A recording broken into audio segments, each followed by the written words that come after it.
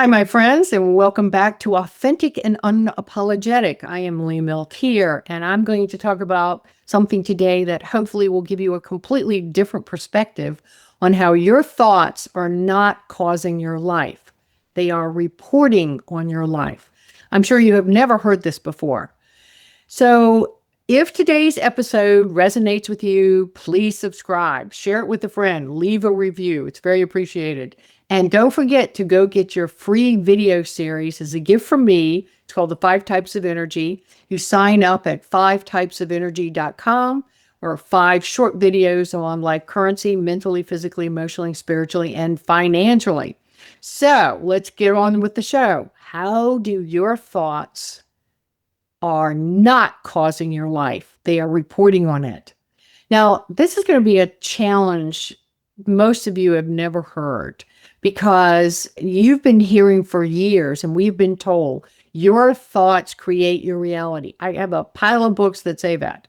And certainly our thinking matters. But what if that statement is only partially true? What if many of the thoughts running through your mind are not creating your experiences? What if they're reporting on an experience that is already happening inside your body? Let me explain. Imagine you turn on the evening news, God forbid, and the weather report says, we have dark clouds, heavy wind, and rain is moving in. The reporter did not create the storm. The reporter is simply describing it. Your mind often works in the same way. Many of your thoughts are not creating your emotional state. They are literally describing your emotional state. Have you ever noticed that you might wake up one morning, you might feel anxious? Now, nothing bad has happened that you know of. Nobody has called to tell you some bad news. No emergency has occurred. No catastrophe has unfolded, but you feel uneasy. And within minutes, your mind starts to produce these thoughts as, what if something has gone wrong? What if I don't have enough money? What if the deal falls through? What if I fail? Because your mind is always assuming that the thought you had created the anxiety that you are feeling. But here's a thought. Often the anxiety was already there. It's underneath. It's the storyteller in your head. It's your brain constantly trying to make sense of what you're experiencing. So if your body feels safe, your thoughts tend to be a lot more optimistic. Notice that in the future. If your body feels stressed out, your thoughts tend to become fearful. If your body feels overwhelmed, then your mind starts looking for problems. So think about this. If your body feels peaceful, suddenly life doesn't seem nearly as difficult. By the way, it's the same life, same state, different thoughts. So think about that for a second. Have you ever noticed how much brighter life looks after a really good night's sleep? Your problems may not have changed, but your nervous system has. And suddenly your thinking changes too. So let's talk about why fighting thoughts often really doesn't work for you. This is why so many people get frustrated with positive thinking. And I understand this. They try to replace every negative thought with a positive one. Meanwhile, their body is still carrying the stress, the fear, the tension, the exhaustion, the overwhelm. It's kind of like trying to convince yourself you're relaxed when your shoulders are up around your ears. And the body actually knows the truth. You can't always think your way out of a state that your nervous system is holding on to. And I know, I've tried. You have to address the state itself. I'll give you a perfect example. I remember clearly a few years ago, I woke up feeling worried about everything, money, business, clients, the future. I mean, everything you could think of, I was worried about it.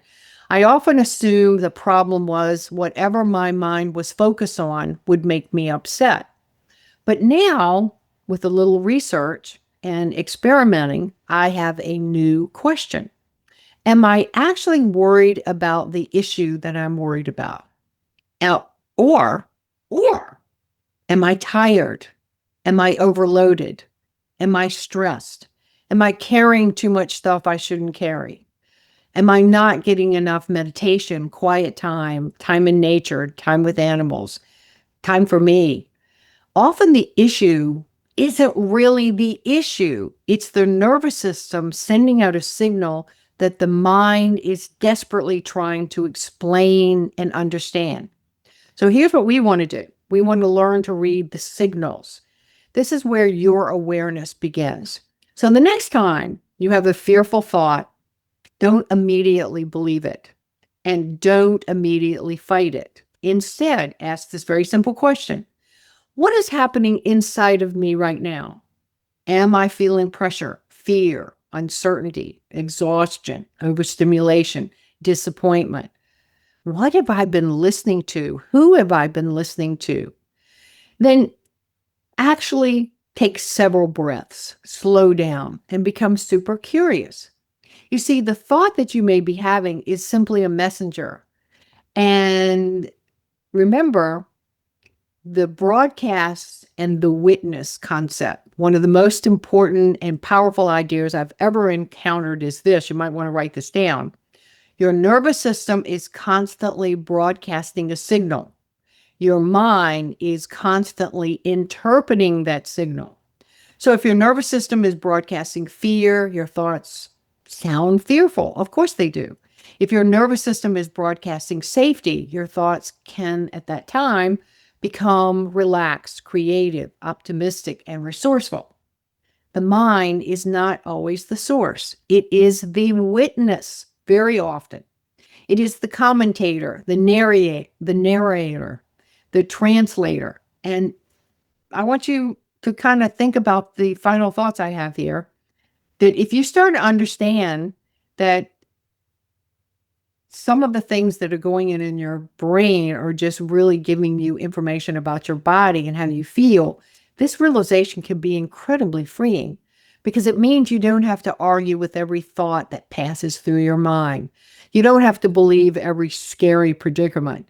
You don't have to wrestle with every worry to the ground. And sometimes the most important thing you can do is pause and ask, exactly what is my nervous system experiencing right now? Another deep breath. Maybe take a walk outside, play with your pets, a conversation with a trusted friend, maybe prayer, meditation, take a nap, laughter, music, nature. All of these things literally change the state underneath the thought, the body. And when the state changes, the thoughts often change naturally. So remember, the weather reporter didn't create the storm. And many of you and many of your thoughts didn't create your feelings. They are simply describing them.